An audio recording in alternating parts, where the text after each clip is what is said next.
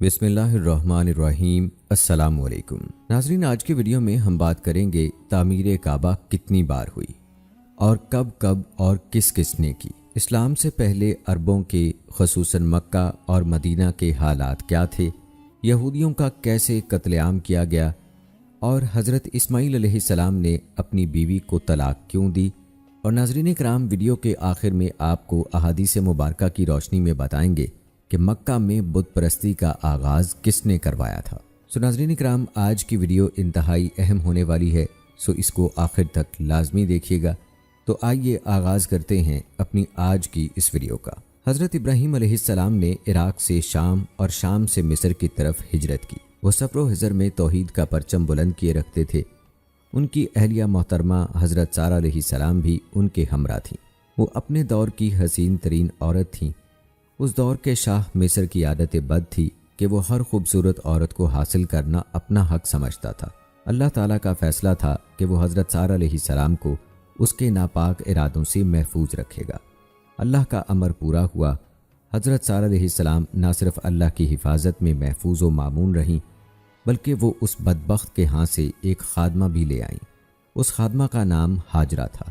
یہ نہایت نیک اور عالی ہمت خاتون تھیں۔ حضرت اسماعیل علیہ السلام انہی کے فرزند تھے۔ سارہ علیہ السلام بانجھ تھیں اور ابراہیم علیہ السلام پر تیزی سے بڑھاپا چھا رہا تھا۔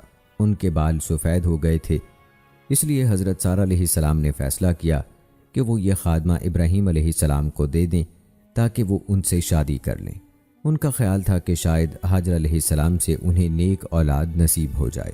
ادھر اللہ تعالیٰ کا فیصلہ تھا کہ حاجرہ علیہ السلام ان کے پہلے بیٹے کی ماں بنیں گی۔ اللہ نے انہیں بیٹا دیا جس کا نام اسماعیل رکھا گیا۔ لیکن جب حضرت اسماعیل علیہ السلام پیدا ہوئے تو حضرت سارہ علیہ السلام کو فطری رشک و غیرت نے آ لیا۔ وہ قسم کھا بیٹھیں کہ میں اس کے 3 اعضاء کاٹ کر ہی دم لوں گی۔ حضرت حاجرہ علیہ السلام کو ان کے ارادے کا علم ہو گیا، چنانچہ انہوں نے کمر پر لمبے دامن والا پٹکا باندھنا شروع کر دیا تاکہ حضرت سارہ علیہ السلام ان کے قدموں کے نشان نہ دیکھ پائیں۔ آخرکار انہیں اپنے شوہر کے ساتھ بھاگنا پڑا۔ حضرت ابراہیم علیہ السلام انہیں ان کے شیر خوار بیٹے سمیت بیت اللہ والی جگہ پر لے آئے۔ وہ دونوں ایک بڑے درخت کے نیچے ٹھہرے جہاں بعد میں زمزم جاری ہوا۔ ان دنوں مکہ سنسان تھا، کوئی رہائش پذیر نہ تھا، نہ وہاں پانی تھا۔ حضرت ابراہیم علیہ السلام نے انہیں کھجوروں کی ایک تھیلی اور پانی کا ایک مشکیزہ تھمایا اور واپس چل پڑے۔ حضرت حاجرہ علیہ السلام ان کے پیچھے بھاگیں اور عرض کرنے لگیں، ابراہیم، آپ ہمیں اس ویران وادی میں جہاں کوئی غمخوار نہیں چھوڑ کر کہاں جا رہے ہیں؟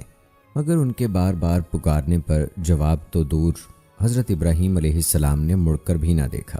آخرکار وہ کہنے لگیں کہ آپ کو ہمیں یہاں چھوڑنے کا حکم اللہ نے دیا ہے؟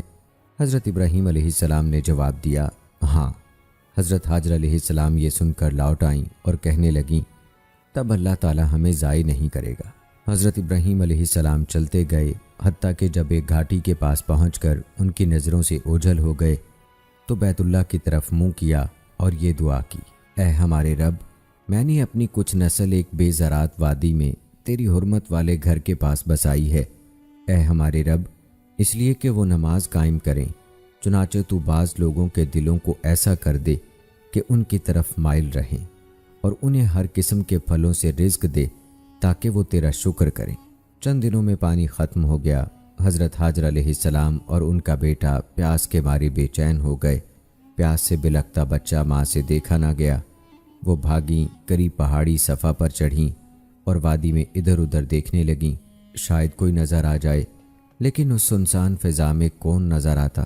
صفا سے اتریں، ہموار زمین پر آئیں اور دامن اٹھا کر تیزی سے بھاگیں اور مروہ پر جا کھڑی ہوئیں۔ وہاں بھی کوئی نظر نہ آیا تو نیچے اتر آئیں۔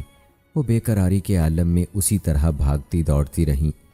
اس بھاگ دوڑ میں انہوں نے 7 چکر لگائے۔ رسول اللہ صلی اللہ علیہ وآلہ وسلم کا ارشاد ہے کہ حج و عمرہ میں سعی کرنے کی بنیاد یہی ہے۔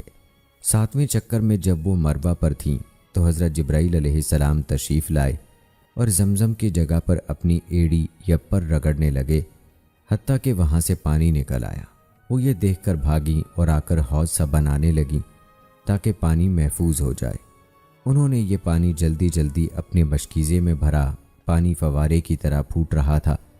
رسول اللہ صلی اللہ علیہ وآلہ وسلم نے اس پر تبصرہ کرتے ہوئے فرمایا، اللہ تعالیٰ اسماعیل پر رحمت نازل فرمائے اگر وہ زمزم کو بہنے دیتی، یا فرمایا اگر وہ لپیں نہ بھرنے لگتیں تو آج زمزم ایک جاری چشمہ ہوتا۔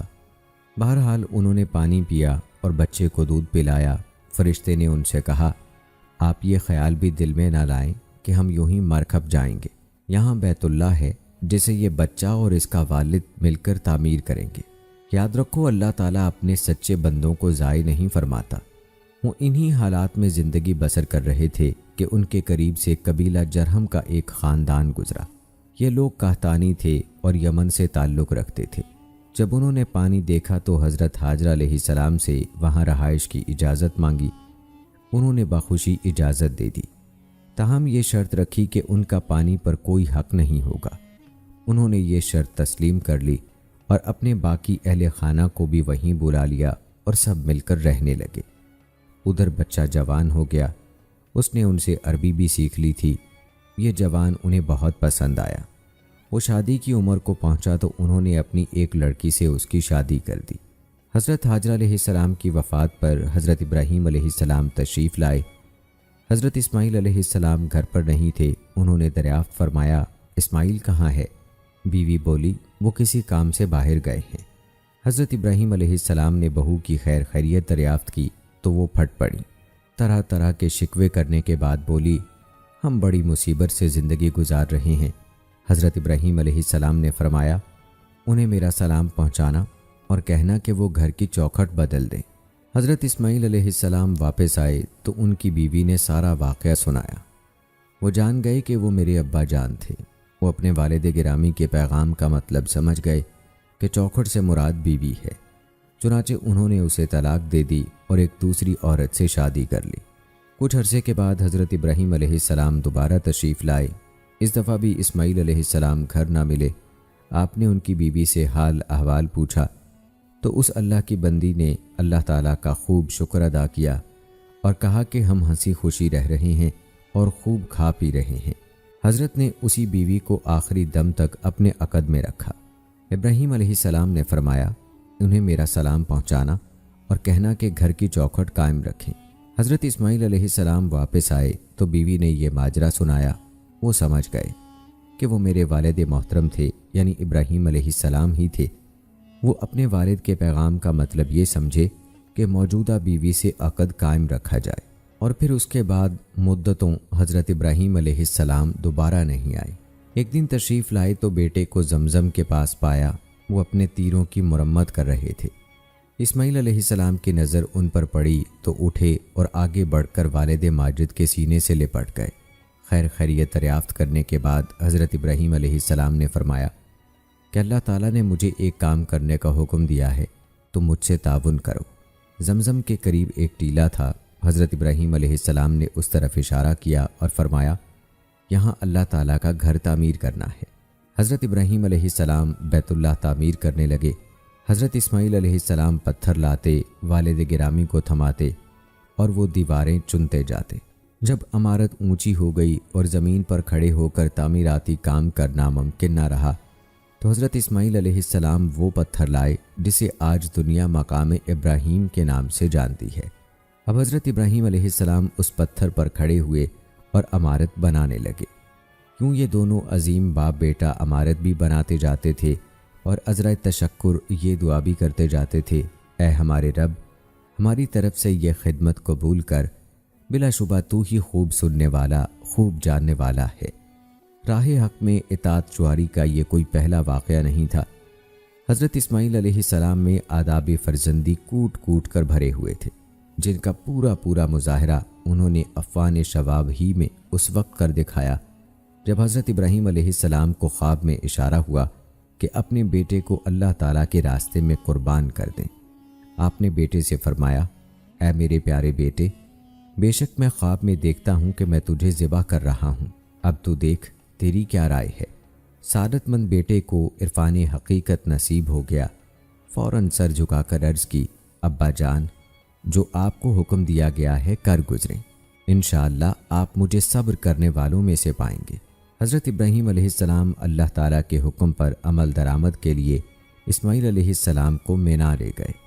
اور انہوں نے جو ہی صاحبزادے کو کروٹ کے بل زمین پر لٹایا اور چھری ان کے ہاتھ میں تھی تو اچانک صدائے ربانی گونج اٹھی، اے ابراہیم، تو نے خواب سچ کر دکھایا ہے اور اللہ تعالیٰ نے اس کے بدلے میں ایک عظیم ذبح عطا کیا۔ فرمانے باری تعالیٰ ہے، اور ہم نے اس اسماعیل کے بدلے میں ایک عظیم القدر ذبیحہ جانور ذبح کرنے کو دیا، یعنی اللہ تعالیٰ نے ایک بڑا چتکبرا مینڈھا بھیجا، انہوں نے بیٹے کو چھوڑا اور مینڈھا ذبح کر دیا۔ یوں باپ اور بیٹا دونوں نے اللہ تعالیٰ کی رضا حاصل کر لی۔ جب حضرت ابراہیم علیہ السلام اور حضرت اسماعیل علیہ السلام بیت اللہ کی تعمیر سے فارغ ہوئے تو اللہ تعالیٰ نے حضرت ابراہیم علیہ السلام کو حکم دیا کہ لوگوں میں حج کا اعلان کریں، اور لوگوں میں حج کا اعلان کرو، وہ تیرے پاس ہر دور دراز کے راستے سے پیدل چل کر اور دبلے پتلے اونٹوں پر سوار ہو کر آئیں گے۔ کہا جاتا ہے کہ حضرت ابراہیم علیہ السلام نے ابو قبیس پہاڑ یا صفا پہاڑ پر مقام ابراہیم پر اللہ کا نام لے کر اعلان فرمایا، اے لوگو، تمہارے رب نے تمہارے لیے ایک گھر تعمیر کرایا ہے، لہٰذا اس کا حج کرنے آؤ۔ اللہ تعالیٰ نے ان کی آواز تمام مخلوقات کو اور قیامت تک آنے والے ان لوگوں کو بھی جن کی قسمت میں حج کرنا لکھا گیا ہے سنا دی۔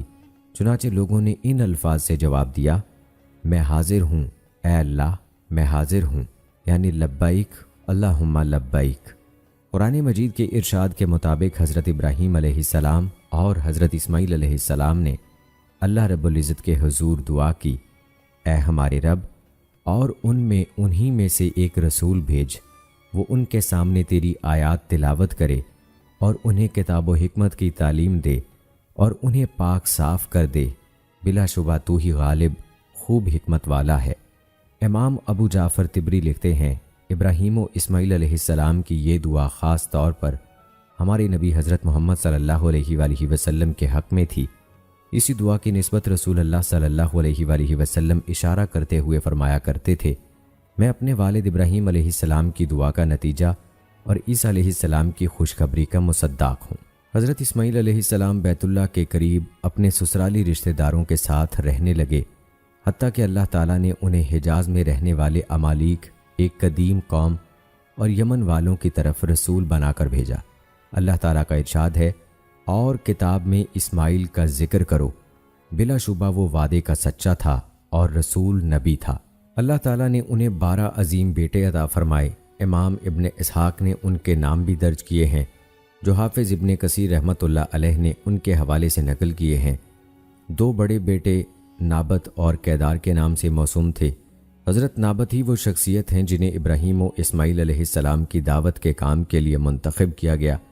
بعض نامعلوم وجوہات کی بنا پر نابت اور عدنان کے درمیان اس زیریں سلسلے کی کڑیاں گمنام ہیں۔ نابت اور عدنان کے درمیان 6 پشتیں بتائی جاتی ہیں، یہ سب حرم مکی ہی میں رہتے تھے، اس کے باوجود ان کے نام محفوظ نہیں ہو سکے۔ رسول اللہ صلی اللہ علیہ وآلہ وسلم نے عدنان تک اپنے نسب کی تصدیق فرمائی ہے، البتہ عدنان سے اسماعیل علیہ السلام تک کے سلسلے کے بارے میں اختلاف ہے۔ جب حضرت اسماعیل علیہ السلام فوت ہو گئے تو انہیں ان کی والدہ کے پہلو میں حتیم والی جگہ میں دفن کر دیا گیا۔ ان کی عمر 137 سال تھی۔ حجاز کے تمام عرب ان کے دونوں بیٹوں نابت اور کیدار ہی کی طرف منسوب ہیں۔ دوستو، یہاں یہ بتا دینا ضروری ہے کہ حضرت ابراہیم علیہ السلام کا دور حضرت عیسیٰ علیہ السلام سے 19 صدیاں قبل تھا۔ اور دوستو، آئیے اب ویڈیو میں آگے بڑھتے ہوئے بات کرتے ہیں تعمیر کعبہ کی۔ کعبہ 11 مرتبہ تعمیر ہوا۔ ارزقی کی روایت کے مطابق کعبہ پہلی دفعہ فرشتوں نے تعمیر کیا تھا۔ امام بہقی وغیرہ کی روایت کے مطابق دوسری دفعہ آدم علیہ السلام نے تعمیر کیا۔ تیسری مرتبہ حضرت آدم علیہ السلام کے بیٹوں نے تعمیر کیا، جیسا کہ ارزقی وغیرہ نے حضرت وہب بن منبع کے حوالے سے بیان کیا ہے۔ کعبہ شیس بن آدم نے تعمیر کیا تھا۔ چوتھی بار کعبے کی تعمیر کا اعزاز حضرت ابراہیم علیہ السلام اور حضرت اسماعیل علیہ السلام کے حصے میں آیا، جس کی تفصیل ہم آپ کو ابھی بتا چکے ہیں۔ حافظ ابن کثیر نے اس بات کو ترجیح دی ہے کہ دراصل کعبہ کی باقاعدہ پہلی تعمیر یہی تھی۔ وہ کہتے ہیں رسول اللہ صلی اللہ علیہ وآلہ وسلم سے کوئی ایسی صحیح روایت منقول نہیں جس سے یہ بات ثابت ہو کہ کبھی حضرت ابراہیم علیہ السلام سے پہلے بھی بیت اللہ کا وجود تھا۔ جن لوگوں نے بیت اللہ کی جگہ کے الفاظ سے استدلال کیا ہے ان کا استدلال قوی نہیں، کیونکہ اس کے یہ معنی بھی ہو سکتے ہیں کہ بیت اللہ کی وہ جگہ جو اللہ تعالیٰ کے علم میں تھی وہ اس کی تقدیر میں متعین تھی، اور آدم علیہ السلام سے لے کر ابراہیم علیہ السلام تک کے انبیاء کے نزدیک معظم و محترم تھی۔ لیکن علامہ شامی نے حافظ ابن کثیر رحمۃ اللہ علیہ کی اس عبارت پر تبصرہ کرتے ہوئے لکھا ہے، حافظ ابن کثیر کی یہ بات تسلیم نہیں کی جا سکتی، کیونکہ اس کے بارے میں بہت سے آثار منقول ہیں۔ 5ویں تعمیر امالیک کے ہاتھوں انجام پائی اور 6ٹی بنو جرہم نے کی، جیسا کہ علامہ شامی نے ابن ابی شیبہ کی روایت نقل کی ہے، اور جسے مشہور محدث اسحاق بن راہویہ نے اپنی مسند میں بیان کیا ہے۔ اسی طرح ابن جریر اور ابن ابی حاتم نے بھی اسے بیان کیا ہے، اور امام بہقی نے دلائل النبوہ میں نقل کیا ہے۔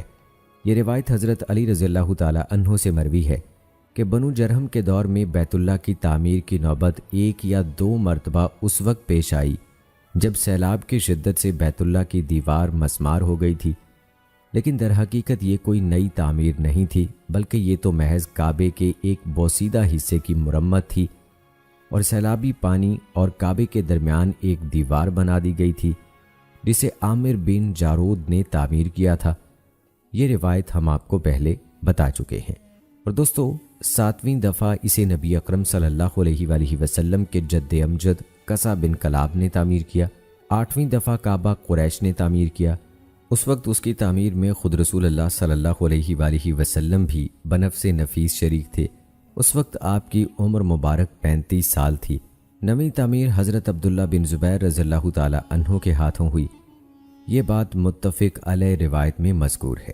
10ویں مرتبہ کعبے کی تعمیر حجاج بن یوسف نے اموی خلیفہ عبد الملک بن مروان کے حکم پر کی، جیسا کہ صحیح مسلم کی روایت میں ہے۔ اصل واقعہ یہ ہے کہ حضرت عبداللہ بن زبیر رضی اللہ تعالی عنہ کے دور میں بیت اللہ کو آگ لگ گئی۔ انہوں نے نئے سرے سے تعمیر کیا اور دوران تعمیر چند تبدیلیاں کر دی۔ حتیم کو بیت اللہ میں شامل کر دیا، دروازے کے مقابل ایک اور دروازہ لگا دیا، اور دونوں دروازے زمین کے برابر کر دیے، کیونکہ انہوں نے حضرت عائشہ رضی اللہ تعالی عنہا سے سنا کہ رسول اللہ صلی اللہ علیہ وآلہ وسلم نے فرمایا تھا، اے عائشہ، اگر تیری قوم یعنی قریش کا دور جاہلیت یا فرمایا کفر کا زمانہ ابھی تازہ نہ ہوتا تو میں بیت اللہ کی موجودہ عمارت گرا دیتا اور اس کی پچھلی جانب دروازہ بنا دیتا اور اس کا دروازہ سطح زمین کے برابر رکھتا، نیز حتیم کو اس میں شامل کر لیتا۔ لیکن عبد الملک کو شک تھا کہ عبداللہ بن زبیر رضی اللہ تعالی عنہ نے یہ روایت اپنی خالہ عائشہ رضی اللہ تعالی عنہا سے نہیں سنی۔ اس نے حجاج کو حکم دیا کہ بیت اللہ کو پہلی حالت بحال کر دی جائے۔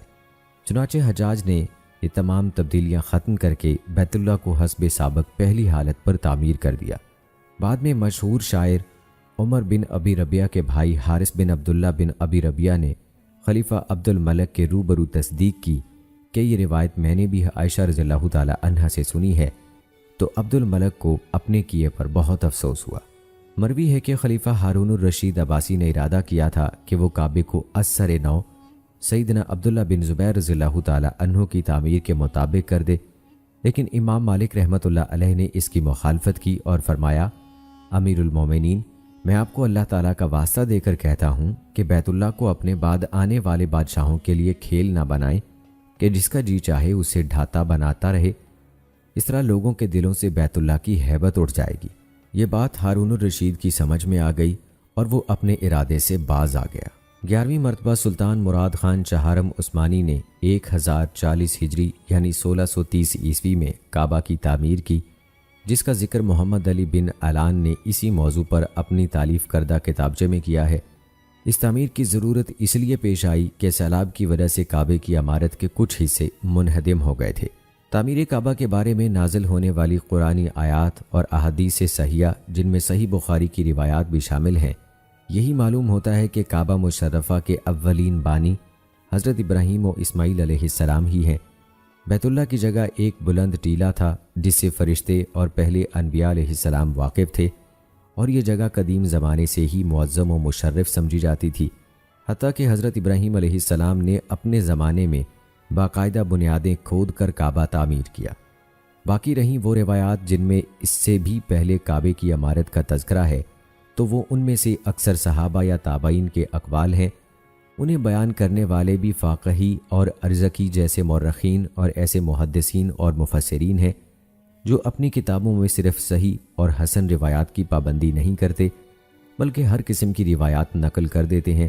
آپ اس سے پہلے ابن کثیر رحمۃ اللہ علیہ کی روایات کے بارے میں ہم آپ کو بتا چکے ہیں کہ کسی بھی صحیح حدیث میں جو رسول اللہ صلی اللہ علیہ وآلہ وسلم سے منقول ہو، یہ ذکر نہیں کہ حضرت ابراہیم علیہ السلام سے پہلے کعبے کی عمارت موجود تھی۔ حضرت ابن عباس رضی اللہ تعالی عنہ کے حوالے سے روایت ہے کہ رسول اللہ صلی اللہ علیہ وآلہ وسلم حج کے لیے نکلے۔ جب وادی اسفان میں تشریف فرما ہوئے تو دریافت فرمایا، ابو بکر یہ کون سی وادی ہے؟ انہوں نے عرض کیا، یہ وادی اسفان ہے۔ آپ نے فرمایا، اللہ کی قسم، یہاں سے ہود، نوح اور ابراہیم علیہ السلام بھی اپنے سرخ اور جوان اونٹوں پر سوار گزر چکے ہیں۔ ان کے اونٹوں کی مہاریں کھجور کی چھال کے ریشوں کی تھیں۔ انہوں نے عبائیں پہنی ہوئی تھیں اور دھاری دار چادریں اوڑھی ہوئی تھیں۔ وہ لبیک کہتے ہوئے قدیم گھر بیت اللہ کے حج کو جا رہے تھے۔ دوستو، کعبہ کی عمارت میں حضرت ابن زبیر رضی اللہ تعالی عنہ کے تصرف کے حوالے سے اگر بات کی جائے تو جب حضرت ابن زبیر رضی اللہ تعالی عنہ نے کعبے کی تعمیر نو کا فیصلہ کر لیا تو لوگوں نے مل کر اس کی عمارت منہدم کی اور اسے زمین کے برابر کر دیا۔ پھر ارد گرد لکڑی کے ستون کھڑے کیے اور ان پر پردے لٹکا کر اسے کعبے کی طرح بنا دیا۔ پھر ان پردوں کے اندر تعمیر شروع کر دی۔ انہوں نے بیت اللہ کے احاطے میں 6 ہاتھ کی وہ جگہ بھی شامل کر دی جو قریش نے نکال دی تھی۔ بیت اللہ کی اونچائی میں 10 ہاتھ اضافہ کیا گیا۔ دروازے 2 رکھے گئے، ایک مشرقی جانب، دوسرا مغربی جانب، تاکہ لوگ ایک دروازے سے داخل ہوں اور دوسرے سے نکلیں۔ ان تبدیلیوں کی وجہ دراصل وہ روایت ہے جسے بخاری اور مسلم دونوں نے بیان کیا ہے کہ رسول اللہ صلی اللہ علیہ وآلہ وسلم نے فرمایا، عائشہ، اگر تمہاری قوم یعنی قریش کا دور جاہلیت ابھی تازہ نہ ہوتا تو میں حکم دیتا کہ بیت اللہ کی موجودہ عمارت گرا کر اس میں وہ جگہ شامل کی جائے جو نکال دی گئی تھی، اور اس کا دروازہ زمین کی سطح پر لگایا جائے اور 2 دروازے بنائے جائیں۔ یوں میں اسے صحیح ابراہیمی بنیاد پر تعمیر کراتا۔ حضرت ابراہیم علیہ السلام نے کعبہ کی عمارت کی اونچائی 9 ہاتھ، لمبائی 32 ہاتھ اور چوڑائی 22 ہاتھ رکھی تھی، اور اس پر چھت نہیں تھی۔ بیت اللہ کی اونچائی حضرت اسماعیل علیہ السلام کے دور سے 9 ہاتھ ہی رہی۔ قریش نے اسے تعمیر کیا تو اونچائی مزید 9 ہاتھ بڑھا دی، یوں اونچائی 18 ہاتھ ہو گئی، اور انہوں نے اس کا دروازہ زمین سے اتنا اونچا کر دیا کہ سیڑھی کے بغیر اس پر چڑھا نہیں جا سکتا تھا۔ دوستو، ہم یہ آپ کو پہلے بتا چکے ہیں کہ بیت اللہ میں بند دروازہ سب سے پہلے طبہ ہی نے لگایا۔ طبہ کے بارے میں اگر آپ کو بتائیں تو یمن کے حمیری حکمرانوں میں دوسرے دور کے بادشاہ جو ہیں ان کو طبہ کہا جاتا تھا۔ حضرت عبداللہ بن زبیر رضی اللہ تعالی عنہ نے تعمیر نو کرتے وقت بیت اللہ کی اونچائی میں مزید 9 ہاتھ کا اضافہ کر دیا۔ اس طرح بیت اللہ کی اونچائی 27 ہاتھ ہو گئی۔ یہ اونچائی اب تک اتنی ہی ہے۔ ابتدا میں مسجد حرام کی کوئی دیوار نہیں تھی اور ہر طرف لوگوں کے گھر تھے۔ حضرت عمر بن خطاب رضی اللہ تعالی عنہ نے حجاج اور زائرین کی بہتات اور جگہ کی تنگی دیکھی تو ارد گرد کے قریبی گھر خرید کر مسجد میں شامل کر دیے اور مسجد کو کشادہ کر کے اس کے ارد گرد قد آدم دیوار بھی بنا دی اور اس پر روشنی کا باقاعدہ انتظام کیا۔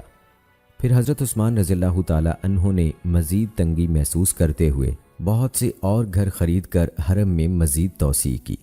حضرت عبداللہ بن زبیر رضی اللہ تعالی عنہ نے بھی اپنے دور میں ایسے ہی توسیع کی۔ اس وقت سے خلفاء اور حکمران وقتاً فوقتاً حرم میں توسیع کرتے رہے ہیں۔ اب سعودی حکومت نے بے مثال توسیع کی ہے۔ اللہ تعالیٰ اس حکومت کو جزائے خیر عطا فرمائے، آمین۔ دوستو، اگر خانہ کعبہ کے مختلف حصوں کی بات کی جائے تو مقام ابراہیم ایک اہم حصہ ہے۔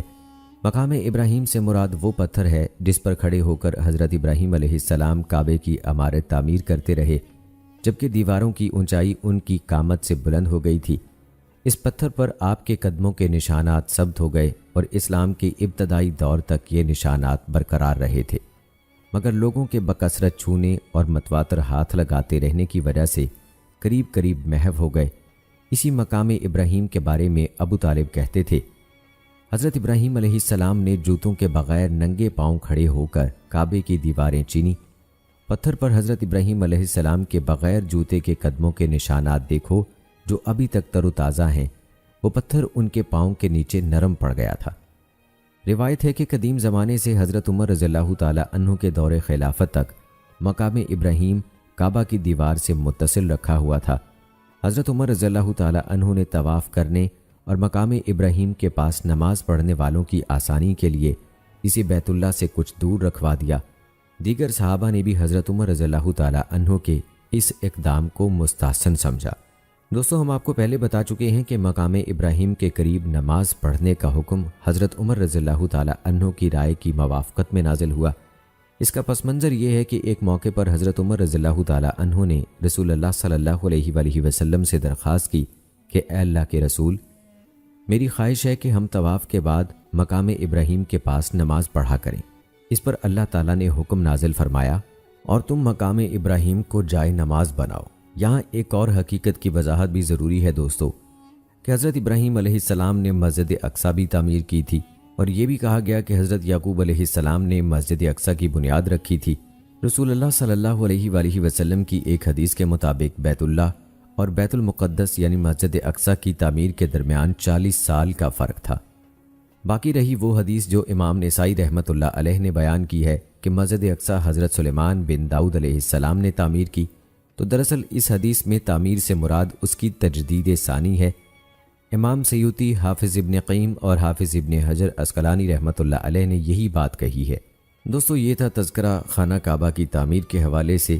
آئیے اب ویڈیو میں بڑھتے ہوئے بات کرتے ہیں بعثت نبوی کے وقت عرب کے عام حالات کی۔ 6 اور 7ویں صدی عیسوی میں انسانیت جہالت کے گھٹا ٹوپ اندھیروں میں ڈوبی ہوئی تھی۔ ہر طرف بت پرستی، خرافات، عصبیت، اندھی تقلید، طبقاتی تفریق، سیاسی مفاسد اور معاشرتی خرابیوں کا دورہ تھا۔ نیکی اور خیرخواہی کے جذبات منہ چھپاتے پھرتے تھے۔ انبیاء و مرسلین کی صحیح تعلیمات باقی نہیں رہی تھیں، اور فطری رویوں پر قائم حکماء اور مصلحین کی کوششیں بے اثر تھیں۔ یہ ساری صورتحال رسول اللہ صلی اللہ علیہ وآلہ وسلم نے اپنے ایک مختصر جملے میں یوں عیاں کر دی ہے: اللہ تعالیٰ نے روئے زمین پر بسنے والے لوگوں کو دیکھا تو کیا عرب کیا عجم، اللہ تعالیٰ کو کوئی فرد پسند نہیں آیا سوائے اہل کتاب میں سے گنتی کے چند افراد کے جو تحریف سے پاک اپنے دین حق پر قائم تھے۔ دوستو، ویڈیو میں آگے چل کر ہم تفصیل کے ساتھ جزیرہ نما عرب کے حالات بیان کریں گے، تاکہ یہ اندازہ ہو جائے کہ اس وقت رسول اللہ صلی اللہ علیہ وآلہ وسلم کی رسالت اور آپ کی تعلیمات عالیہ کی ضرورت کس قدر ناگزیر تھی۔ اس کے ساتھ ہم رسالت مآب صلی اللہ علیہ وآلہ وسلم کے قائم کردہ بلند پایہ اخلاقی معیار اور اس کی مبادیات کا ذکر بھی کریں گے، کیونکہ یہی وہ مبارک سرمایہ ہے جس کی بدولت اعلیٰ انسانی شرافتوں کی تشکیل ہوئی اور انسانی تہذیب و تمدن کو 4 چاند لگ گئے۔ آئیے اب بات کرتے ہیں یمن کی حکومت کی۔ یمن میں عربوں کی سب سے قدیم نسل قوم سبا آباد تھی۔ اس قوم کا ذکر قرآن کریم میں بھی موجود ہے۔ اس قدیم قوم کی ترقی، عروج اور اقتدار کا دور 1100 سال تک دراز رہا۔ 300 عیسوی میں یہاں قبیلہ حمیر کی حکومت قائم ہوئی۔ پھر یمن کا دور انحطاط شروع ہوا اور قحطانی قبائل دوسرے علاقوں کی طرف نقل مکانی کرنے لگے۔ یمن میں اسلامی اثر و نفوذ سے پہلے 270 سال شدید اضطراب اور خانہ جنگی کی حالت میں گزرے، جس کی بنا پر دوسری قوموں کو ان کی آزادی سلب کرنے کے مواقع مل گئے۔ رومی افواج عدن میں داخل ہو گئیں اور ان کی مدد سے حبشی 340 عیسوی میں پہلی مرتبہ یمن پر قابض ہوئے۔ بنو ہمدان اور بنو حمیر کی باہمی چپکلش سے انہوں نے فائدہ اٹھایا اور ان کا یہ تسلط 378 عیسوی تک قائم رہا۔ بعد ازاں یمن کو آزادی نصیب ہوئی، لیکن 450 عیسوی یا 451 عیسوی میں اللہ تعالیٰ نے انہیں سیل ارم یعنی سیلاب کی شکل میں ایسے آشوب سے دوچار کیا جس کی زد میں آ کر مارب کا بند یعنی ڈیم ٹوٹ گیا۔ اس ڈیم سے ان کی خوشحالی وابستہ تھی۔ یہ ان کی سرکشی، فساد، کجروی اور ناسپاسی کی سزا تھی۔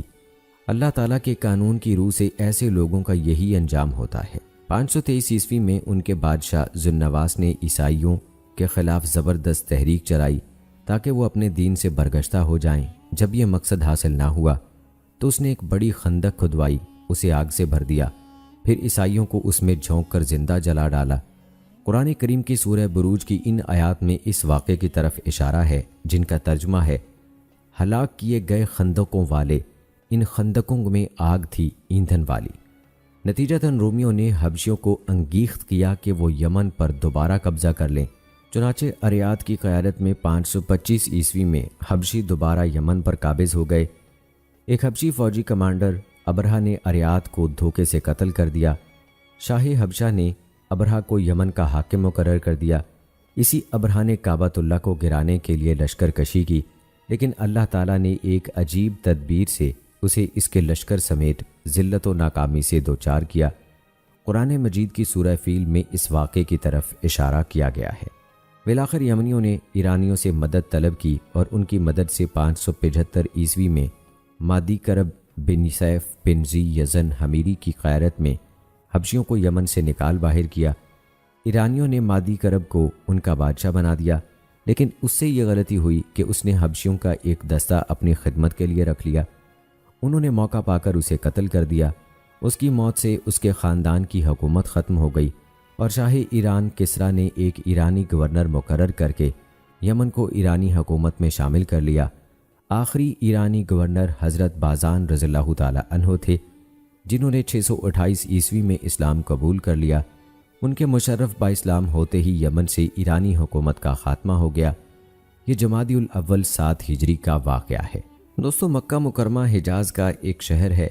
हिजाज़ में कभी कोई ऐसा मजबूत सियासी ढांचा कायम नहीं हुआ जिसे हुकूमत का नाम दिया जा सके। यहाँ मुख्तलिफ शहर थे, जिनमें से हर एक का अपना अपना सियासी निज़ाम था, जो बादशाही की बजाय सरदारी निज़ाम के ज़्यादा करीब था। हिजाज़ के मशहूर शहर मक्का, यसरब और ताइफ थे। हमने आपको पहले मक्का की इब्तदाई आबादी की कुछ तारीख बताई। वहाँ के असली रहायशी बनु जरहम थे। बाज़ मौरख़ीन का ख्याल है कि उनसे कबल यहाँ अमालिक रहते थे, लेकिन वो अंदरूने मक्का की बजाय इर्द गिर्द के इलाकों में मुकीम थे। हज़रत इस्माईल अलैहिस्सलाम के बाद बनु जरहम हरम का तकद्दुस बरकरार ना रख सके। उनके दौर में जुल्म व फसाद का दौरा रहा। उनमें से बहुत से लोगों ने काबा का वो माल भी लूट लिया जो अज़राए अक़ीदत लोग काबा को भेजते थे। कहा जाता है कि उन्हीं के दौर में जमज़म का पानी भी खुश्क हो गया था, बल्कि बहरे जमज़म के निशानात तक मिट गए थे। फिर सैले इरम के बाद जब यमन के अरबी कबाइल इधर उधर मुंतशिर हुए तो सालबा बिन अमर बिन ताहिर अपनी कौम को लेकर मक्का मुकरमा आ गया, लेकिन बनु जरहम ने उन्हें यहाँ रहने की इजाज़त ना दी। नतीजतन जंग हुई। बनु जरहम शिकस्त खा गए। यूं उनकी तौलियत ख़त्म हो गई। सालबा बीमार हुआ तो शाम चला गया और मक्का की सरदारी और काबे की तौलियत अपने भतीजे रब्या बिन हारसा बिन अमर के स्पुर्द कर गया।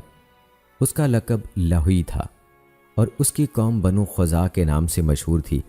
बनु जरहम और सालबा की जंग के दौरान में बनु इस्माइल बिन इब्राहीम बनु खुज़ा के पास चले गए थे और इस जंग से लाताल्लुक़ रहे। बनु खुज़ा ने तकरीबन 300 साल तक काबा की तौलियत संभाले रखी। बाज़ मौरख़ीन ने यह मुद्दत 500 साल बताई है। इस दौर में कुरैश बनु किनाना में जहाँ भी उनके सींग समाये रहते रहे, हत्ता कि क़ुसा ने कुरैश की क़यादत संभाली और पूरे कबीले को मुनज़्ज़म किया और बैतुल्ला की तौलियत हासिल करने के लिए ख़ज़ा से जंग शुरू कर दी। इस जंग में बनु क़ज़ा ने कसा की मदद की। अरब के दूसरे कबाइल भी इस जंग में शामिल हो गए। आखिरकार इस शर्त पर जंग रुकी कि गैर जानिबदार हुक्म तौलियत का फ़ैसला करेंगे। फ़ैसले की रूह से क़ुसा तौलियत काबा के ज़्यादा हकदार करार पाए। उस वक्त से अरबों में कुरैश का मर्तबा बढ़ गया और वो अरबों की अकीदत का मरकज़ बन गए। क़ुसा ने मक्का मुकरमा की ज़मीन कुरैश के मुख्तलिफ़ ख़ानदानों में बांट दी और उन्हें उनकी मुकर्ररा जगहों पर ठहराया। तौलियत की तमाम ज़िम्मेदारियाँ मसलन हिजाबा, सक़ाया यानी पानी पिलाना, सदाना यानी खिदमत, लिवा यानी झंडा क़ुसा के हाथ में थी। उन्होंने बाहमी तनाज़ात के फ़ैसले और जुल्म व ताअद्दी रोकने के लिए दारुल नदवा कायम किया। दारुल नदवा की पंचायत के सरबराह क़ुसा ही थे। वही दारुल नदवा के दीगर मामलात के ज़िम्मेदार भी थे। उन्होंने कुरैश के हर ख़ानदान पर सालाना टैक्स लगाया, जिससे वो नादार हाजियों को खाना और दीगर ज़रूरियात फ़राहम करते थे। जब क़ुसा बूढ़े हो गए तो उन्होंने मंदरजा बाला तमाम ज़िम्मेदारियाँ और मनासब अपने बड़े बेटे अब्दुद्दार के स्पुर्द कर दीं। अब्दुद्दार की ज़िंदगी तक तो काम चलता रहा। जब अब्दुद्दार और उनके भाई अब्द मनाफ, अब्द शम्स और अब्दुल इज़्ज़ा फौत हो गए तो उनके औलाद में इन ओहदों की तकसीम पर इख्तलाफ हो गया। उनके 2 गिरोह बन गए, एक गिरोह बनु अब्दुद्दार का और दूसरा बनु अब्द मनाफ का। बनु अब्द मनाफ ने हलफ उठाते वक्त अपने हाथ खुशबू से भरे प्याले में डाले اور کعبہ کی دیواروں پر لگائے۔ عربی زبان میں خوشبو کو طیب کہتے ہیں، یوں خوشبو میں ہاتھ ڈال کر حلف اٹھانے والوں کو مطیبین کے لقب سے یاد کیا گیا۔ بنو عبدالدار اور ان کے حریفوں نے اپنے ہاتھ خون سے بھرے پیالے میں ڈبوئے اور کعبہ کی دیواروں پر لگائے، ان کو احلاف کا لقب حاصل ہوا۔ جنگ کا شدید خطرہ پیدا ہو گیا، مگر آخرکار اس معاہدے پر صلح ہو گئی کہ حجاج کی خدمت گزاری اور پانی پلانے کی ذمہ داری بنو عبد مناف اور ان کے حلیفوں کو ملے گی، اور حجابہ یعنی دربانی کا منصب، جھنڈا اور دارالندوہ بنو عبدالدار کے پاس رہیں گے۔ بنو عبد مناف کو ملنے والے اعزازات اور عہدے ہاشم اور ان کے بھائی عبد الشمس میں یوں تقسیم ہوئے کہ سقایا اور حجاج کی میزبانی ہاشم کو ملی اور جنگ میں قیادت کا منصب عبد الشمس کو ملا۔ جب لوگوں کی نظر میں ہاشم کا مرتبہ بہت بلند ہو گیا تو ان کا بھتیجا امیہ بن عبد الشمس ان سے حسد کرنے لگا اور اس نے ان سے رفادہ کا عہدہ چھیننے کی کوشش کی، مگر منہ کی کھائی۔ اس کی قوم کے بعض افراد نے اس کی شدید مذمت کی، اس پر وہ اور زیادہ مشتعل ہوا اور پہلے سے بڑھ کر حسد کرنے لگا۔ ہاشم کی وفات کے بعد ان کے بھائی مطلب نے سقایا اور رفادہ کے عہدے سنبھالے۔ مطلب کی وفات کے بعد ان کے بھتیجے جناب عبد المطلب جانشین قرار پائے۔ جب وہ انتقال کر گئے تو حضرت عباس بن عبد المطلب رضی اللہ تعالی عنہ ان عہدوں پر فائز ہوئے۔ رسول اللہ صلی اللہ علیہ وآلہ وسلم نے فتح مکہ کے بعد دونوں عہدوں پر انہی کو فائز رکھا۔ بنو عبدالدار نسل در نسل حجابہ، لوا اور دارالندوہ کی سربراہی کے وارث بنتے رہے۔ فتح مکہ کے بعد رسول اللہ صلی اللہ علیہ وآلہ وسلم نے حجابہ کے عہدے پر انہی کو مامور رکھا اور کعبہ مشرفہ کی چابی حضرت عثمان بن طلحہ کے سپرد فرما دی، جو آج تک انہی کی نسل کے ہاتھ میں ہے۔ بعض مفسرین کا قول ہے کہ یہ آیت اسی سلسلے میں نازل ہوئی، بے شک اللہ تمہیں حکم دیتا ہے کہ تم امانتیں ان کے حقداروں کو واپس کر دو۔ دوستو، یہ تھی تفصیل کچھ مکہ مکرمہ کے حوالے سے۔ آئیے اب بات کرتے ہیں مدینہ منورہ کے حوالے سے۔ تو بتاتے چلیں کہ پہلے یہاں عمالقہ رہتے تھے، پھر بعض یہودی قبائل ان پر غالب آ گئے اور وہاں رہنے لگے۔ یہ پہلی اور دوسری صدی عیسوی کی بات ہے، جب رومیوں نے شام کے علاقے میں یہودیوں کے خلاف جنگ کر کے انہیں ادھر ادھر منتشر کر دیا، تو یہودیوں کے چند قبائل جن میں بنو نذیر اور بنو قریظہ ممتاز تھے، یثرب آ کر رہنے لگے۔ معرب کا بند یعنی ڈیم ٹوٹنے کے بعد اوس اور خزرج کے قبائل بھی یمن چھوڑ کر یہیں آ بسے۔ کچھ عرصے تک یہودی اور اوس و خزرج نہ صرف اتفاق سے رہتے رہے بلکہ باہم معاہدے کر کے ایک دوسرے کے حلیف بھی بن گئے تاکہ ایک دوسرے سے کوئی خطرہ نہ رہے۔ لیکن جب اوس اور خزرج کی شان و شوکت میں اضافہ ہونے لگا تو یہودی سارے معاہدے پسے پشت ڈال کر ان پر چڑھ دوڑے۔ اوس و خزرج نے اپنے چچا زاد غسانیوں سے مدد طلب کی تو انہوں نے یہودیوں کے خلاف ان کی مدد کی۔ اس طرح یہودی پسپا ہو گئے۔ اوس و خزرج بھی شروع میں اتفاق سے رہتے رہے، لیکن بعد میں ان کے درمیان بھی طویل جنگوں کا سلسلہ شروع ہو گیا، جن میں عموماً خزرج ہی غالب آتے رہے۔ بنو اوس نے بنو خزرج کے خلاف قریشیوں سے حلفیانہ معاہدہ کرنے کی کوشش کی، مگر وہ کامیاب نہ ہو سکے۔ مجبوراً انہوں نے بنو قریظہ اور بنو نذیر سے معاہدہ کر لیا۔ بنو خزرج کو یہ بات معلوم ہوئی تو انہوں نے یہودیوں سے وضاحت طلب کی۔ یہودیوں نے کہہ دیا کہ ہمیں تمہاری باہمی جنگوں سے کوئی دلچسپی نہیں۔ بنو خزرج نے ان سے 40 جوان مانگ لیے تاکہ وہ بطور ضمانت ان کے پاس رہیں۔ یہودیوں نے یہ مطالبہ مان لیا۔ جب ان کے جوان خزرج کے قابو میں آ گئے تو انہوں نے یہودیوں کو الٹیمیٹم دے دیا کہ یثرب خالی کر دو ورنہ ہم تمہارے جوان قتل کر دیں گے۔ یہود یثرب سے نکل جانے پر تیار ہو گئے، لیکن کعب بن اسد کرزی نے انہیں قائل کر لیا کہ وہ یثرب نہ چھوڑیں چاہے جوان قتل کر دیے جائیں، اور ایسا ہی ہوا۔ بنو خزرج نے ان کے 40 جوانوں کو تہود طے کر ڈالا۔ یہودی طیش میں آ گئے، وہ اعلانیہ اوس کے حلیف بن گئے اور جنگ باس میں ڈٹ کر اوس کا ساتھ دیا۔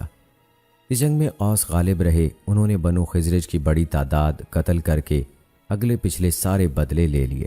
بالآخر دونوں فریق صلح پر آمادہ ہو گئے اور دونوں نے طے کر لیا کہ عبداللہ بن ابی ابن سلول خزرجی کی سرکردگی میں حکومت قائم کی جائے، جو یثرب کے معاملات کنٹرول کرے۔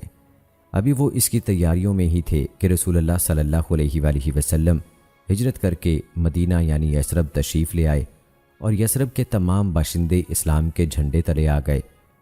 عبداللہ بن ابی کے لیے یہ صورتحال بڑی روح فرسا تھی، لیکن جنگ بدر کے بعد اس کے لیے اس کے سوا کوئی چارہ کار نہ رہا کہ ظاہری طور پر وہ بھی دار اسلام میں داخل ہو جائے۔ بعد کے واقعات سے صاف پتہ چلتا ہے کہ وہ پکا منافق تھا۔ عبداللہ بن ابی کے نفاق پر تمام محدثین، مفسرین اور مورخین متفق ہیں۔ البتہ اوس کا سردار ابو عامر بن صفی بن نعمان، جو غسیل ملائکہ ابو حنظلہ کا والد تھا، بدستور کفر پر قائم رہا۔ وہ مدینے سے نکل بھاگا اور مکہ چلا گیا، وہاں سے طائف کی راہ لی اور پھر رومیوں کے پاس شام جا پہنچا۔ وہ ہر ممکن کوشش کرتا رہا کہ اسلام کو ختم کر دے۔ اس نے دور جاہلیت میں رہبانیت اختیار کر لی تھی، چنانچہ لوگ اسے راہب کہتے تھے۔ رسول اللہ صلی اللہ علیہ وآلہ وسلم نے فرمایا، اسے راہب نہ کہو بلکہ فاسق کہو۔ جب غزوہ احد کا تذکرہ آئے گا تو انشاءاللہ اس کی تفصیلات ہم آپ کو مزید بتائیں گے۔ دوستو، اگر طائف کی بات کی جائے تو طائف وج کے نام سے معروف تھا۔ وج بن عبدالحی وہاں رہنے والے عمالقہ میں سے ایک شخص کا نام تھا۔ اس کے نام پر طائف کو بھی وج کہتے تھے۔ پھر وادی قرا سے قبیلہ حوازن اٹھ کر یہاں آ گیا اور ان کے سردار قصہ بن منبع بن بکر بن حوازن نے وج قبیلے کے سردار عامر ادوانی کی بیٹی سے شادی کر لی۔ بعد میں یہی قصی ثقیف کے نام سے مشہور ہوا۔ جب ان لوگوں کی آبادی بڑھ گئی تو انہوں نے دیوار بنا کر وج کو قلعے کی شکل دے دی۔ چونکہ یہ دیوار چاروں طرف سے شہر کو گھیرے ہوئے تھی، اس لیے وہ اسے طائف کہنے لگے اور وج کی بجائے اس شہر کا نام طائف معروف ہو گیا۔ جب اسلام کا ظہور ہوا تو بنو ثقیف دو گروہوں میں بٹے ہوئے تھے۔ ایک کو بنو مالک اور دوسرے کو احلاف کہتے تھے۔ ان کی آپس میں دشمنی تھی، اس بنا پر ان میں جنگ چھڑ گئی۔ اس جنگ میں احلاف غالب آ گئے اور انہوں نے بنو مالک کو طائف کے پیچھے ایک وادی حنین میں دھکیل دیا۔ بنو مالک نے اپنی جنگی قوت مضبوط کرنے کے لیے بعض قریبی قبائل سے حلیفانہ معاہدے کرنے کی سوچی اور احلاف کے خلاف دوش اور خصم کے حلیف بن گئے، لیکن اس کے بعد ان کے مابین کوئی بڑی جنگ نہیں ہوئی۔ دوستو، اگر بات کی جائے جزیرہ نمائے عرب میں عربوں کی دینی حالت کی تو بنو خزاع تقریباً 300 سال یا بقول بعض مورخین 500 سال تک کعبہ کے متولی رہے، لیکن یہ نہایت ملعون لوگ ثابت ہوئے کیونکہ انہی کے دور میں ان کے سردار عمر بن لہی کی وجہ سے حجاز میں بت پرستی کی لعنت شروع ہوئی، جبکہ اس سے پہلے یہاں بت پرستی کا نام و نشان تک نہ تھا۔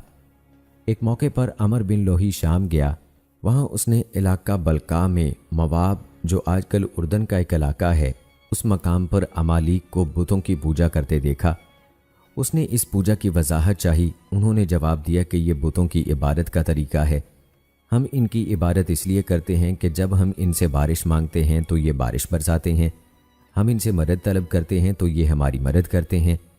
یہ سن کر احمق عمر بن لوہی نے ان سے ایک بت مانگ لیا۔ انہوں نے اسے حبل نامی ایک بت دے دیا۔ وہ اسے مکہ لے آیا، اسے ایک جگہ نصب کر دیا اور لوگوں کو اس کی عبادت اور تعظیم کا حکم دیا۔ عمر بن لوہی ان کا غیر متنازع سردار تھا، اس لیے اہل مکہ نے اس کے حکم کی تعمیل کی۔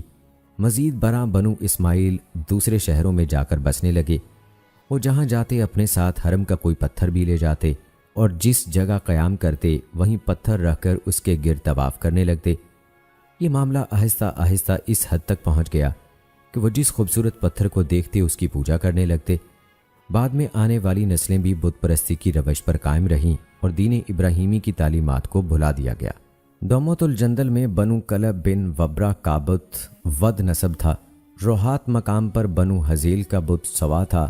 بنو طے کے قبیلے بنو انم اور بنو مزہج کے جرش میں رہنے والے لوگوں کا بت یاغوث تھا، جو جرش میں نسب تھا۔ ہمدانی قبیلے بنو خیوان کا بت یاؤق اور حمیری قبیلہ ذوالکلاء کا بت نصر تھا۔ یہ بت وہی تھے جن کی پوجا حضرت نوح علیہ السلام کی قوم کرتی تھی۔ اللہ تعالیٰ نے قرآن مجید میں اس کا ذکر ان الفاظ میں فرمایا ہے، اور انہوں نے کہا تم ہرگز اپنے معبودوں کو نہ چھوڑنا اور نہ کبھی ود کو چھوڑنا اور نہ سوا کو اور نہ یاغوث، یاؤق اور نصر کو، اور انہوں نے بتوں کو گمراہ کیا۔ غرض اسماعیل علیہ السلام کی نسل نے دین ابراہیمی کو فراموش کر دیا اور ان بتوں کی پوجا شروع کر دی۔ بنو خولان کا بھی ایک بت تھا جسے وہ اما انشا یا امانیس کہتے تھے اور اپنے جانوروں اور کھیتوں میں سے اس کا حصہ مقرر کرتے تھے۔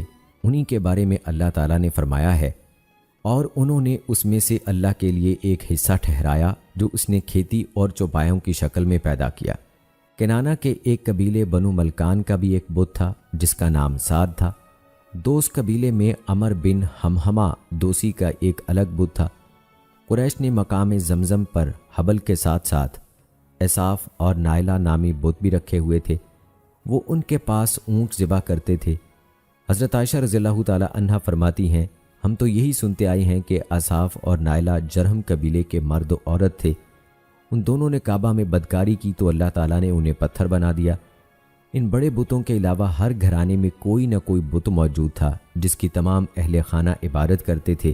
سفر پر جاتے وقت سب سے آخری اور واپسی کے وقت اولین کام ان بتوں ہی کو ہاتھ لگانا تھا۔ جب اللہ تعالیٰ نے حضرت محمد صلی اللہ علیہ وآلہ وسلم کو توحید کا پیغام دے کر بھیجا تو ان لوگوں نے آپ صلی اللہ علیہ وآلہ وسلم کے بارے میں بڑی حیرت سے کہا کہ اس نے تمام معبودوں کو ایک معبود بنا دیا، یہ تو بڑی ہی تعجب کی بات ہے۔ صحیح بخاری میں ابو رجا اتاردی سے روایت ہے، انہوں نے کہا ہم زمانہ جاہلیت میں پوجا کے لیے جب کوئی پتھر نہ پاتے تو مٹی کا ایک ڈھیر ہی بنا لیتے تھے، پھر ایک بکری لاتے اور اس ڈھیر پر بکری کا دودھ دھوتے، پھر اس کے گرد طواف کرتے تھے۔ حافظ ابن کثیر نے بہت سی صحیح احادیث کے حوالے سے بتایا ہے کہ عربوں میں بت پرستی کا رواج عمر بن لوہی نے ہی ڈالا تھا۔ عرب اس کے پیچھے لگ گئے اور گمراہی میں جا پڑے۔ ان احادیث میں سے صحیح بخاری اور صحیح مسلم کی ایک حدیث یہ ہے کہ رسول اللہ صلی اللہ علیہ وآلہ وسلم نے فرمایا، میں نے عمر بن عامر خزائی عمر بن لوہی کو جہنم کی آگ میں دیکھا، وہ اپنی آنتیں گھسیٹ رہا تھا۔ یہی وہ شخص تھا جس نے سب سے پہلے بتوں کے نام پر جانور چھوڑے۔ ابن اسحاق کی روایت میں یہی بات زیادہ تفصیل سے بتائی گئی ہے، اس کی سند بھی صحیح ہے۔ اس کے الفاظ ہیں، اسی شخص نے سب سے پہلے حضرت اسماعیل علیہ السلام کے دین کو تبدیل کیا، بت نصب کیے، بتوں کے نام پر جانوروں کے کان کاٹے، بتوں کے نام پر جانور آزاد کیے، وسیلہ اور حام نام رکھ کر انہیں کھلا چھوڑا۔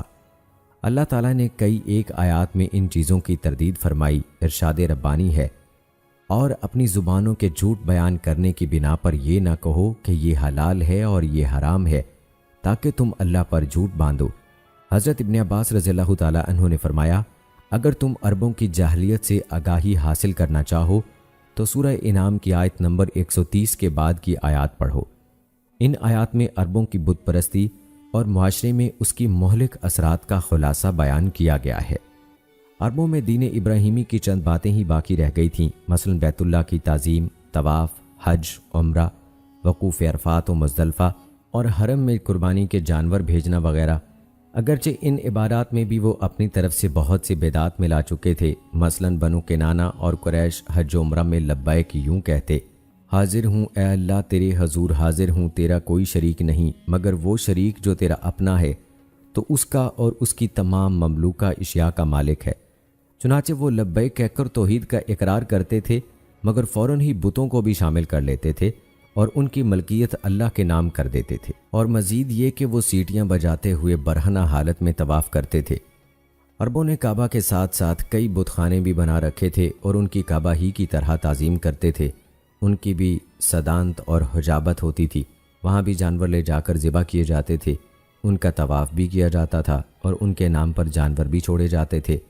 مثلا قریش اور بنو کنانہ کا خصوصی بت عزا نخلہ کے مقام پر تھا، اس کے خادم اور نگران بنو ہاشم کے حلفاء بنو شیبان تھے۔ بنو ثقیف کا خصوصی بت لات طائف میں تھا، اس کے خادم اور نگران بنو معتب تھے۔ اوس و خزرج اور ان کے ہم مسلک لوگوں کا خصوصی بت منات قدید میں مشلل کے مقام پر تھا۔ قرآن مجید نے ان بتوں کی طرف اشارہ کیا، تم مجھے لات اور عزا کی خبر دو اور تیسری دیوی منات کی جگہ جو گھٹیا ہے۔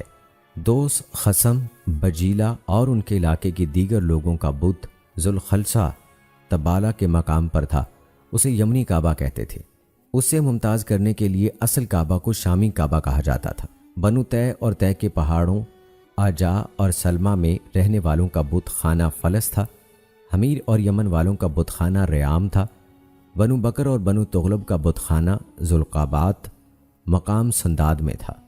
عربوں میں اور بھی کئی بت تھے، پرانی کتابیں ان کے ذکر سے بھری پڑی ہیں۔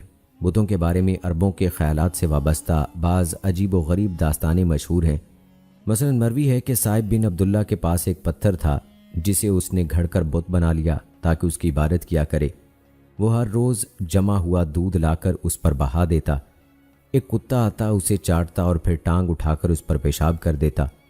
اسی طرح مروی ہے کہ بنو حنیفہ نے پنیر، گھی اور کھجوروں کا حلوہ سا بنا کر اس کا ایک بت بنا رکھا تھا۔ جب قحط پڑا تو بھوک سے بلبلا کر انہوں نے خود ہی اس بت کو کھا کھا کر ختم کر دیا۔ بنو تمیم کے ایک آدمی نے انہیں شیروں میں یوں شرم دلائی، بنو حنیفہ نے اپنی کلاشی اور بھوک کی بنا پر اپنے ہی رب کو کھا لیا۔ عرب علاقوں میں بت پرستی کے ساتھ ساتھ ستاروں اور سیاروں کی عبادت بھی کی جاتی تھی، خصوصاً ہران، بحرین اور صحرائی علاقے میں یہ وبا عام تھی۔ یہ بھی منقول ہے کہ مکہ میں ابو قبسہ نامی ایک شخص تھا جو شیرا ستارے کی پوجا کرتا تھا، بلکہ اس نے قریش کو بھی اس کی ترغیب دلائی تھی، حتیٰ کہ یہ عبادت لخم، خزاع اور قریش کے بعض قبائل میں بھی رواج پائی گئی تھی۔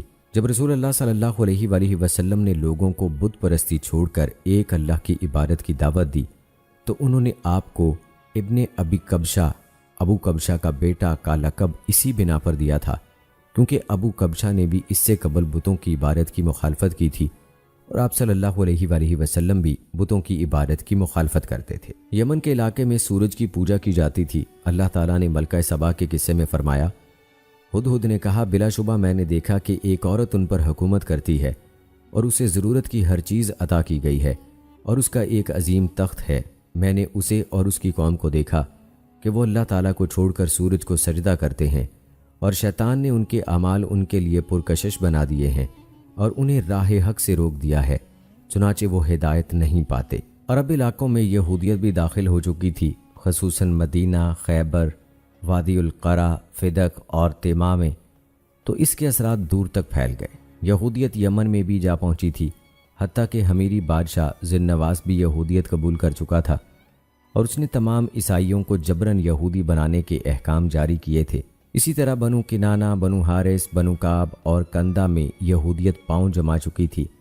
غالب امکان یہ ہے کہ ان لوگوں میں یہودیت یثرب اور خیبر کے یہودیوں کے ذریعے سے پہنچی تھی۔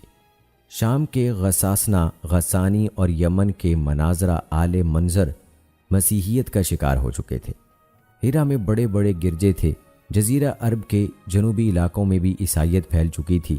ایک بہت بڑا گرجا ظفار میں اور دوسرا عدن میں قائم تھا۔ بعض قریشی قبائل بھی عیسائیت قبول کر چکے تھے۔ عدی بن حاتم طائی بھی تعریف شدہ عیسائیت کے غلام بن چکے تھے۔ اس کے باوجود عیسائیت اور یہودیت عرب میں وسیع پیمانے پر نہیں پھیلی تھی، جیسا کہ ان مذاہب کی تاریخ سے واضح ہے، اور یہ بھی حقیقت ہے کہ دین ابراہیمی بھی مکمل طور پر نہیں مٹا تھا، بلکہ جہالت اور بت پرستی کے گھٹا ٹوپ اندھیروں میں بھی کچھ افراد دین حنیف پر قائم تھے، ہر چند بہت کم تھے۔ ان سعادت مند لوگوں کو حنفاء کہا جاتا تھا۔ وہ اللہ تعالیٰ پر پختہ ایمان رکھتے تھے، توحید الوحیت اور توحید ربوبیت کے قائل و عامل تھے اور نبوت کے منتظر تھے۔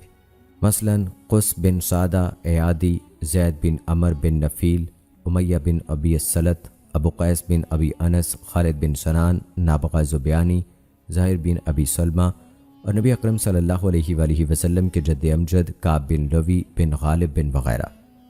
ان لوگوں کو ٹھیک اسی طرح حنفاء کہا گیا جس طرح قرآن مجید میں دین ابراہیمی کو حنیف کہا گیا ہے۔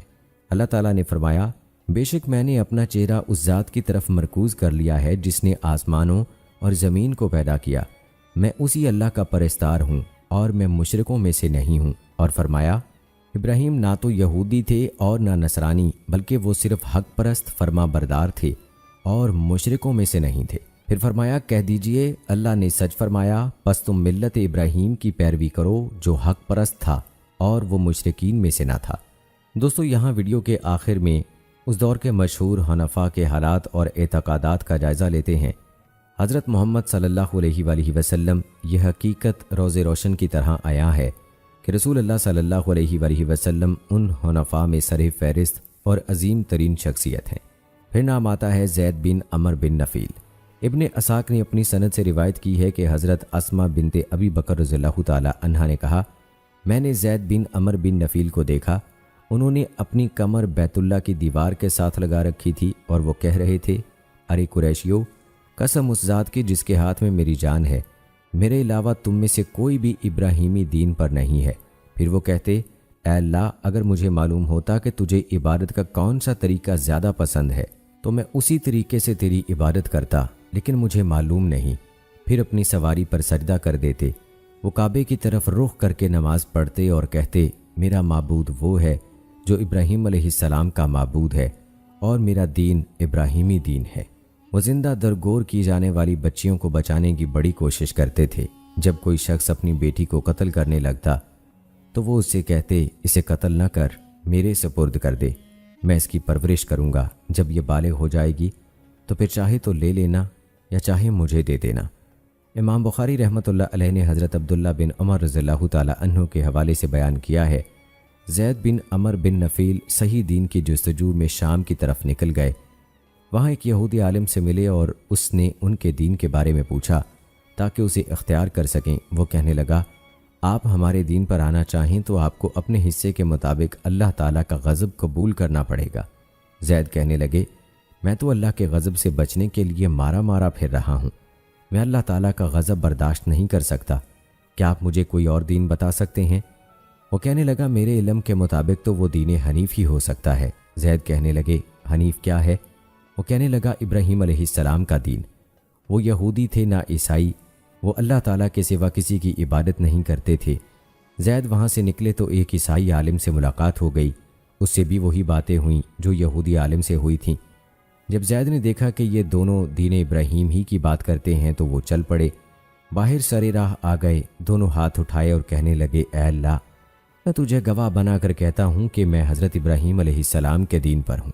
زید قریش کا ذبح کیا ہوا جانور کھانے سے انکار کر دیتے تھے، فرماتے تھے میں اس جانور کا گوشت نہیں کھا سکتا جسے تم اپنے آستانوں پر ذبح کرتے ہو، میں تو صرف وہی جانور کھا سکتا ہوں جس پر اللہ تعالیٰ کا نام لیا گیا ہو۔ وہ غیر اللہ کے نام پر جانور ذبح کرنے کی وجہ سے قریش کی شدید مذمت کرتے ہوئے فرماتے تھے بکری کو اللہ نے پیدا فرمایا، اس کے لیے آسانی سے پانی اتارا اور زمین سے نباتات اگائیں، پھر بھی تم اسے غیر اللہ کے نام پر ذبح کرتے ہو۔